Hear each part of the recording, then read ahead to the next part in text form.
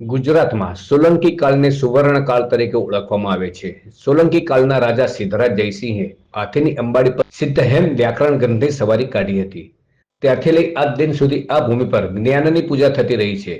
હિન્દુ સંસ્કૃતિમાં કારતક સુદ પાંચમને લાભ પાંચમ તરીકે ઉજવણી કરવામાં આવે છે, જ્યારે જૈન સમાજ આ દિવસને જ્ઞાન પંચમી તરીકે ઉજવે છે. જૂના ગ્રંથોની પૂજા કરે છે.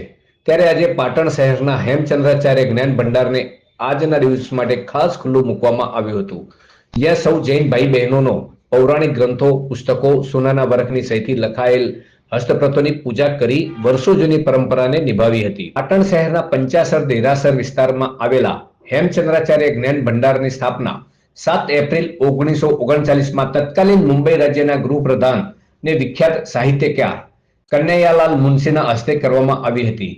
મુનિ પુણ્ય વિજયજી મહારાજના ભગીરથ પ્રયાસોથી પાટણના 19 ગ્રંથ ભંડારોને એકત્રિત કરી વિવિધ ગ્રંથો આ જ્ઞાન ભંડારમાં પ્રસ્થાપિત કરવામાં આવ્યા છે.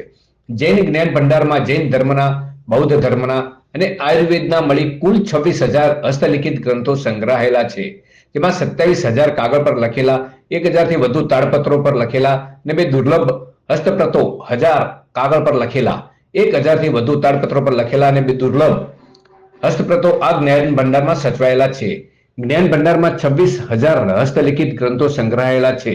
આજે પાટણ જૈન સમાજ એ જ્ઞાન મંદિરની મુલાકાત લઈ પૂજન કર્યું હતું. આ લોકો જ્ઞાન પાંચમના દિવસે અહીંયા આવે, જ્ઞાન ભંડારના દર્શન કરે છે. અદ્ભુત વારસો અહીંયા જળવાયેલો છે. કેટલા લોકો અહીંયા સાધુ સંતજી મહારાજ સાહેબ અહીંયા ભણેલા છે, ભણી રહ્યા છે અને ભવિષ્યમાં ભણશે.